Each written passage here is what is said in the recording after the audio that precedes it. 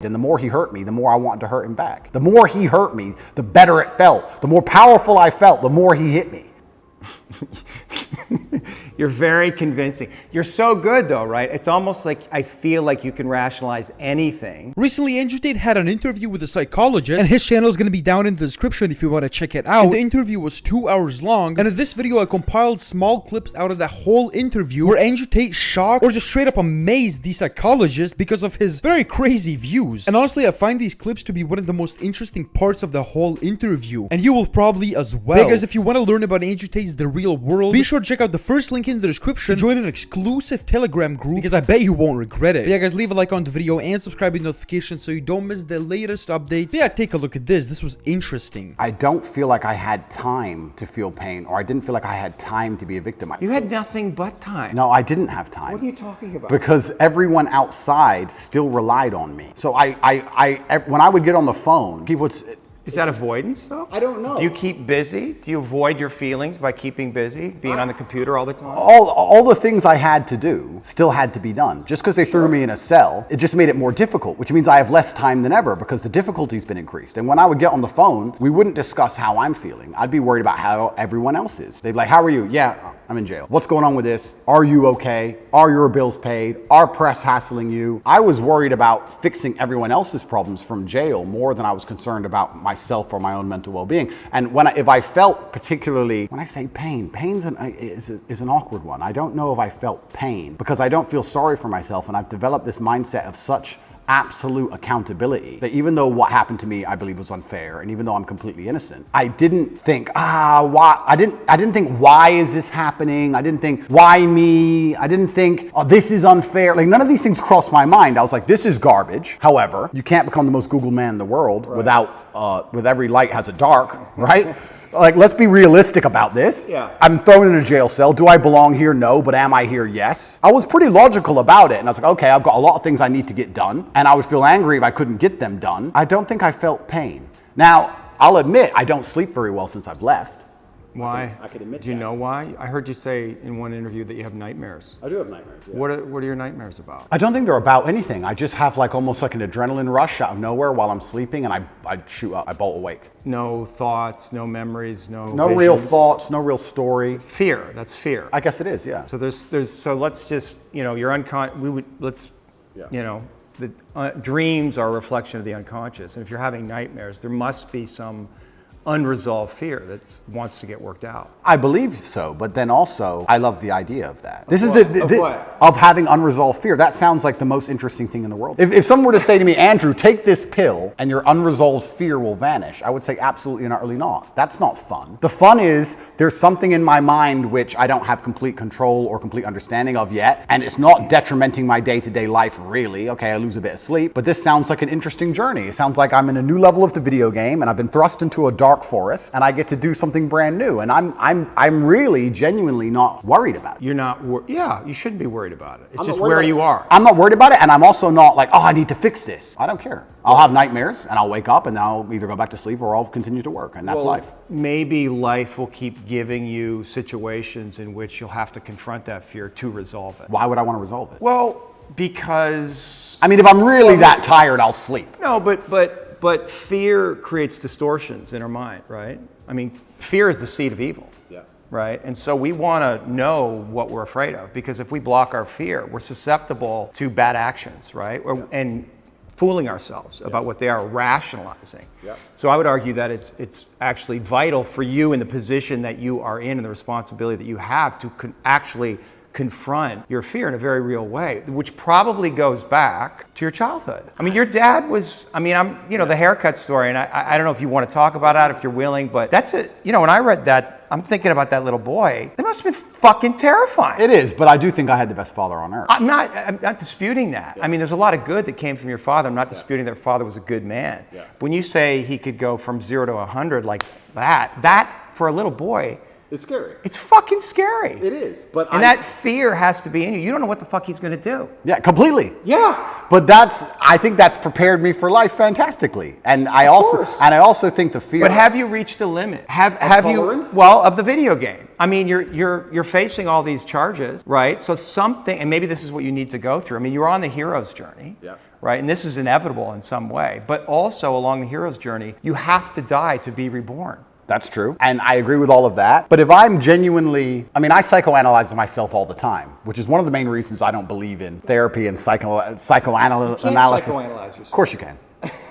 I do it myself. You don't think that's hubris? No. You can know your own mind, that you don't need reflection from others to see yourself, that you can see yourself perfectly? I think that, no, I don't think I can see myself perfectly, but I think that life is a perfect reflection. But why not get help? Why not?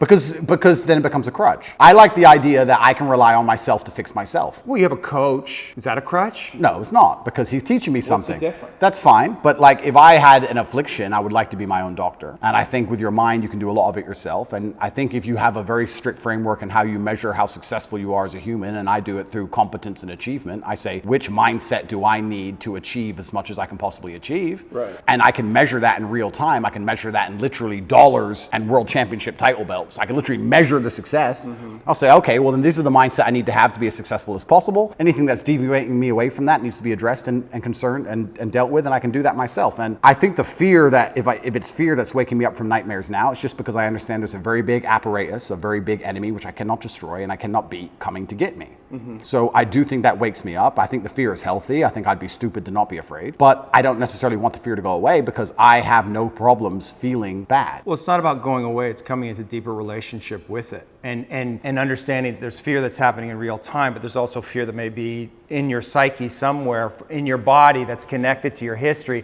And that may need to be resolved because otherwise you're projecting things out that you may not be seeing reality totally clearly. That's the thing, right? Is there a way that you're not seeing things perfectly clearly? Well, then we go back to what I just said about perhaps that's true, but if I measure myself purely on competence and purely on achievement, whatever I think and whatever I'm doing is obviously fantastic. So I'm very happy with the mindset I have. And then we go into the argument, which is a level deeper, is am I supposed to be happy? Am I supposed to feel good? No, it's not happy. No, of course, but this is what I don't understand about people, especially men in the world today. Why are they so worried about being afraid? Why are they so worried about, I was afraid every time I fought. Yeah. I fought anyway. Yeah. I don't let fear guide what I'm going to do. I do what I'm supposed to do regardless of how I feel. So I don't see anything wrong with feeling fearful. I don't see anything wrong with feeling stressed or under pressure or anxious. All these things men are trying to get rid of. And I talk about men specifically. I gender this because I'm a man. I don't know how it feels to be a woman. But all these things that people are trying very hard to get rid of from their brains, I don't see why they need to leave. I will argue the point that if I feel anxious and pressured and stressed and fearful, I will get more done than if I was happy. I think if I was happy, I'd just be hedonistic and just wasting my time. I think that you get a whole bunch done with these negative connotations and negative emotions, and I think that life is suffering and pain, and you're here to go through it, and the sooner you get used to the taste, the more successful you're going to be. I have no interest in trying to change the flavor, my friend. The flavor of life is pain, and I will eat all of it, and it doesn't matter if they put me back in jail or not. I'm not sitting there going, how can I be happy in jail? I will sit in jail and say, yes, this sucks, it's supposed to suck. Yes, I'm not enjoying this. Yes, I'm anxious and paranoid. And yes, that guy might stab me. And yes, I can't sleep and I miss my family. And this is what's supposed to happen to me. And this is how I become the best man I can possibly be. And I'm going to succeed regardless. You're very convincing. You're so good though, right? It's almost like I feel like you can rationalize anything, right? It's almost like a trick. Magic trick? Well, you're really good at talking, you're really smart, and it's almost like any question you can turn and make it work for you, which is great. It's a skill, but there's also a place where there's the potential for self-delusion. Oh, absolutely. And I'm not even going to sit here and say that I'm not delusional to a degree. I'm not saying that self-delusion doesn't exist. We all are, right? Let me give you a very simple example. Let me try and use an analogy. I think the only thing better than having everything you want is not wanting anything, right? So I have every car on this planet. I have 40 supercars. Most people want a supercar. I have 40. But there's that unique 0.1% of people who genuinely don't want one. And I think that's more freeing than having everything you want, right? So the true mindset is not wanting anything. Most people, the best they can do is having everything they want. And I feel like you can kind of do this with the emotions as well. I guess my general consensus is that I don't think I can change or affect the world to the point where pain and suffering and bad things are not going to happen. So isn't it best if I just enjoy all of that? Doesn't that make me as powerful as possible if I say, oh yeah, okay, this is gonna suck, good. I mean, I do it when I fight.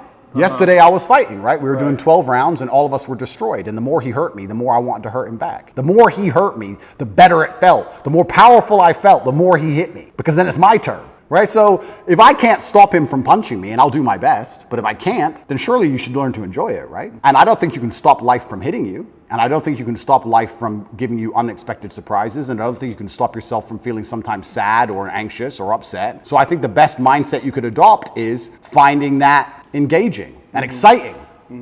I'm not going to lie to you. Although I am facing very serious charges, and although they are trying to destroy my life, and although I cannot sleep the same, and although they're out to get me, and although I've suffered, part of me is excited. Part of me is like, okay. Why?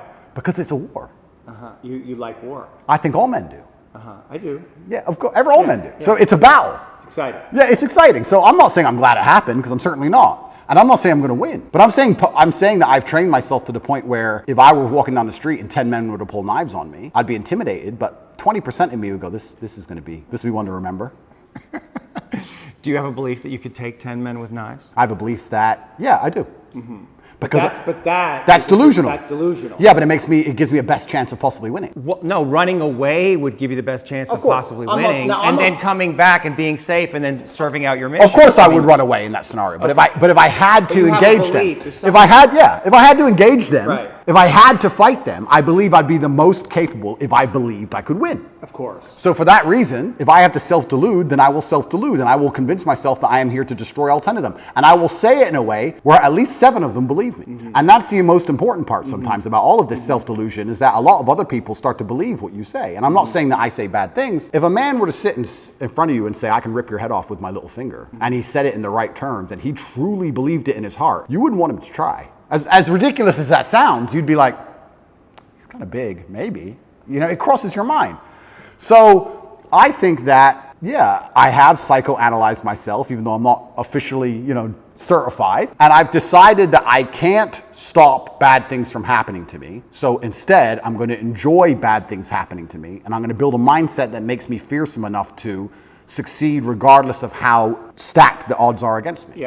Yeah, and I appreciate your mindset, and it's well thought out, and it's useful to you. And so I'm just pushing up against the places where I think there might be contradictions. I like to hear it. Yeah. I like to hear it, but like I said right now, I'm not a coward. And I want to make this very clear. I'm not a coward. I don't care if I don't sleep again for the rest of my life. I refuse to take any fucking pill, and I refuse to sit and have my mind altered by anything I do not control. I don't care if I have nightmares for the rest of human time. Right. As long as I'm in charge of my mind, I'm in charge of my life. If God decides that I don't need nightmares anymore, I'll fathom out how to stop it. If God decides I need to wake up in the middle of the night in a sweat, fearful or afraid they're coming to get me, then that's God's plan for me, and that's what I'm going to deal with. I'm not a coward. I'm not afraid of any of these things. I'm not afraid of feeling bad. I'm not afraid of anxiety. I'm not afraid of panic. This is one of the things I think a lot of men out there struggle with, is they're so worried and afraid of bad feelings. And to me, that's just showing that you've had an easy life. Like, there's real people out here who are trying to kill you. There's people out here who put a knife in your neck. You're scared of what? Feeling sad? Like, there's real problems. What are you worried about feeling sad for? Who gives a shit? I could feel sad for the rest of my life, and I guarantee, 1, nobody would know, and 2, I would be monumentally successful regardless. So why are we even talking about it?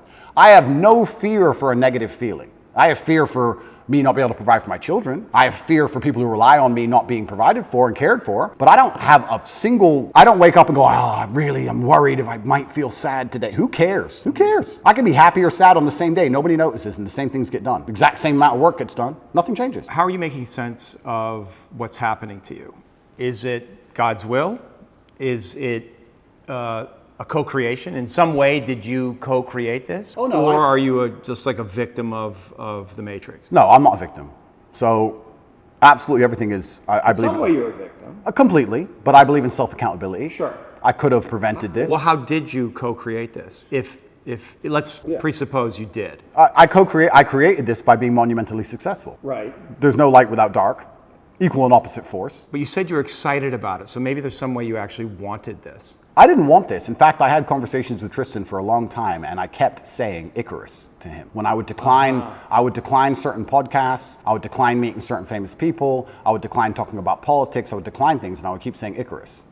And he would say, why are you doing this? And I just reply, Icarus. Because I knew if I got too big that they were going to come for me. I knew that. So I tried to balance it, and I felt like I did a pretty good job, but unfortunately I got it a little bit wrong. My fault. I got it wrong. I put myself here. But I also don't believe that there's any light without dark. It's yin and yang for a reason. I don't think that I can just become the most Googled man on the planet and become monumentally successful and make hundreds of millions of dollars and nothing bad's going to come from it. I think that would be hubris. You just used the word hubris, it's a fantastic word. I think it would be stupid for me to sit there and go, I should be able to do all of this good and have a fantastic life and there's going to be no repercussion in any form. I knew this was coming to the point where I literally sat with Tristan about 3 weeks before it happened and said, we're fucked. So why did it happen? It happened because I became monumentally successful and I became monumentally influential and the world is a So battlefield. you did create it. In some way you co-created it. Like you knew this was going to happen. And so there may be some way unconsciously you wanted it to happen. Like if you're on this hero's journey and you're living this big life and you have a big vision for yourself. I mean, you bring up guys like Genghis Khan, and I think that's kind of appropriate because in another era you probably would have been one of those cats, right? So now we're here.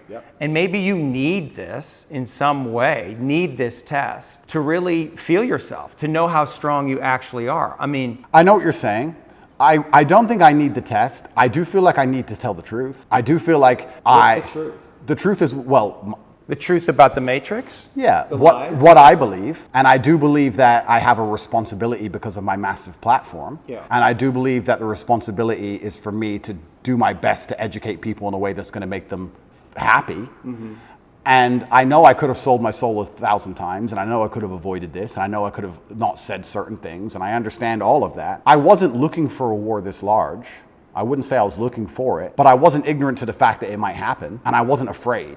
You didn't do anything to avoid it though. I did a lot to avoid you it. did. Icarus. I must have said it 1,000 times. right. I could have made it much worse. Yeah. But I was never afraid of it happening. I think there's a difference between knowing something bad might happen and taking the calculated risk and going, this is my journey for truth and this is what I believe is what I should do, and being afraid of something. Like, I understand if I go into the ring, I might lose. But I do believe 93% chance I'm going to destroy him. Well, and you want the fight either way. I guess so, because how else do you matter, right? That's my point. And I'm not saying that I'm glad I'm being persecuted for false human trafficking inside of Romania. I'm not saying that at all. But I'm saying that... Yet on the other side of this, how strong will you be?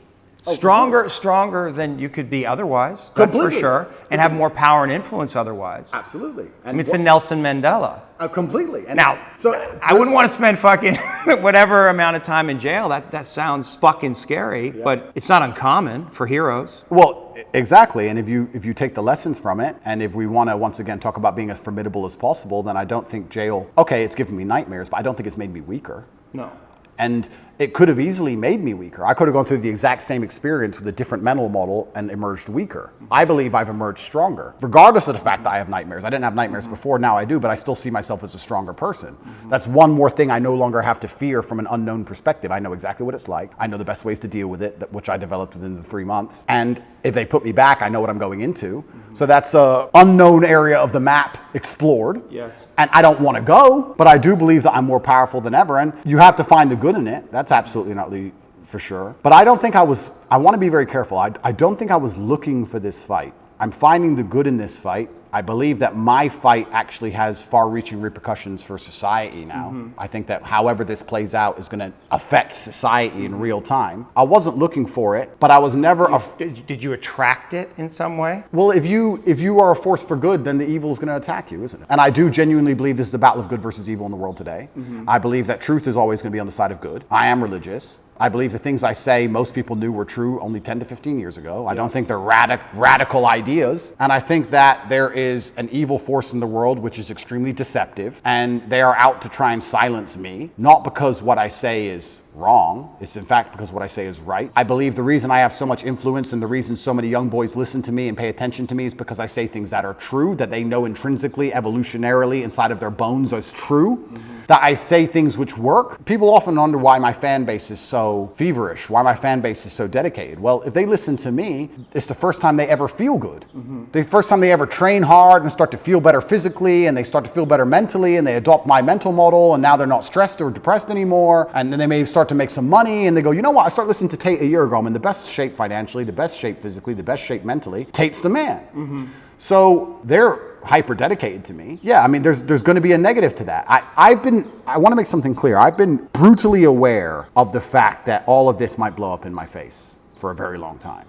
I've not been ignorant to that. And I think that's why jail didn't cause me pain. Because I wasn't in jail like, how did this happen? I was in jail thinking, they got me. I knew it. They've been after me for a long time. I knew they were coming. Is there darkness in you? I mean, there must be. There's darkness inside of everybody. Right. And do you know that part of you? Are you in relationship with it? Do you think about it?